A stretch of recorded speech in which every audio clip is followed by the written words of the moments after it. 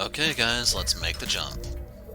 I didn't even hesitate before pressing the buttons. I found myself on the floor of my quarters feeling incredibly nauseous. I slowly got to my feet, careful not to exasperate my feelings of illness. I looked around the room, saw the time on the digital display on the wall. 10:32 a.m., huh? It appeared that after pressing the buttons I was unconscious for hours. Wait a second. I looked around the room for the pocket watch. Started to scramble in a panic when I realized it was simply sitting on the bedside table.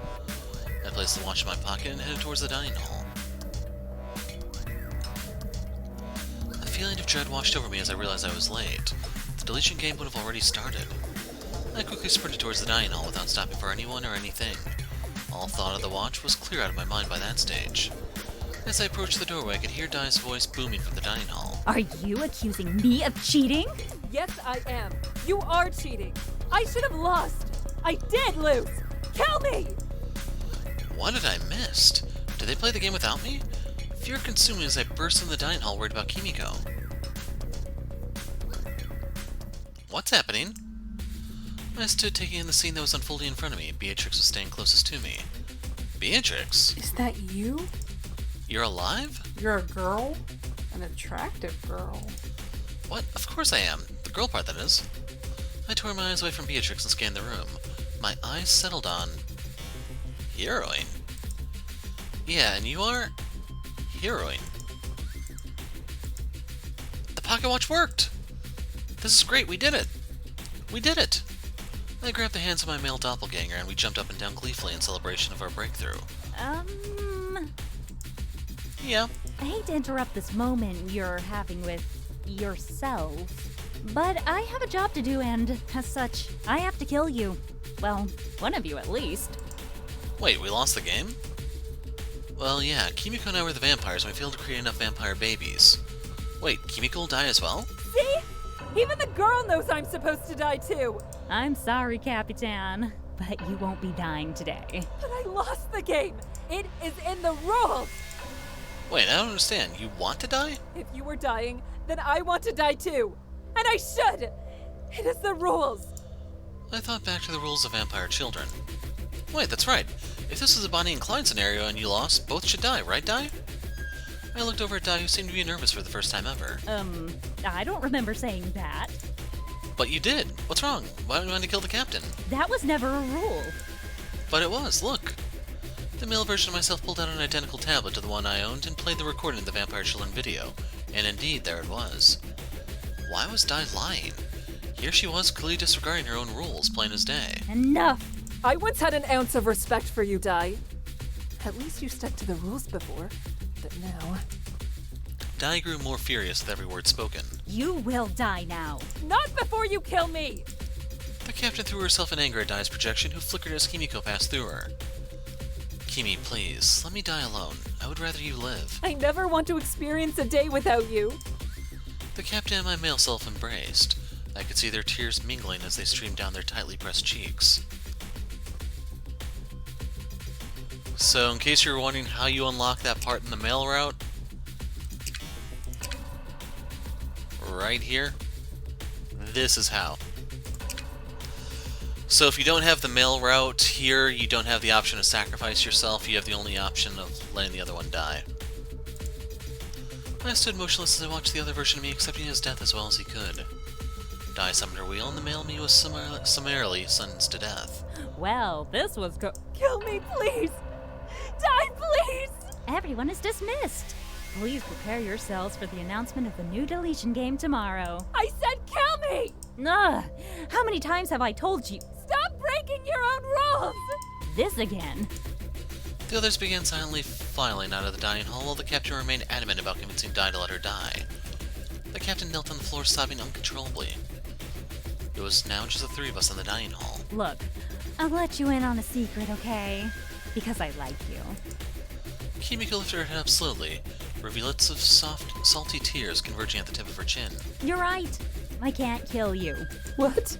When your delightful mother created me, I was given 2 directives. The first was to ensure that the mission was a success.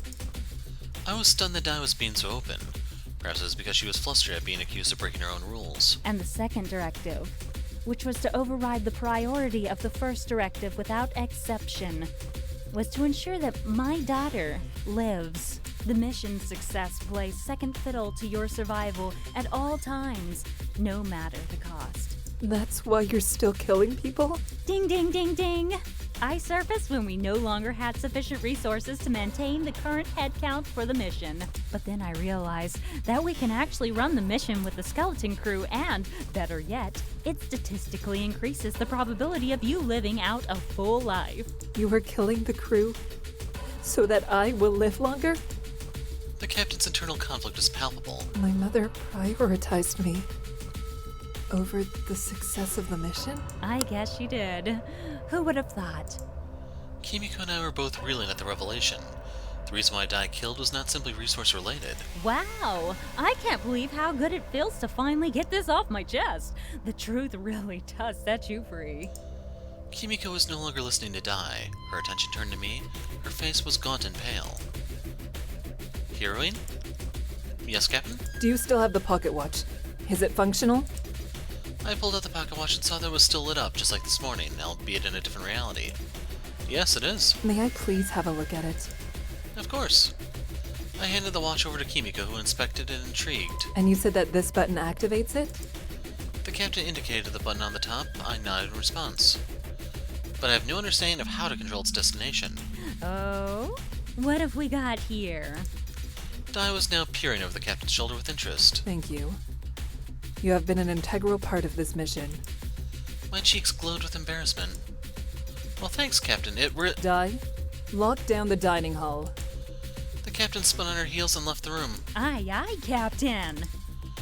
Dining hall now in lockdown. Dai appeared on the other side of the dining hall door along with the captain. I could just hear their conversation through the door. Now what, Capitan? You cannot kill me, correct? Correct. Will you stop me from killing others?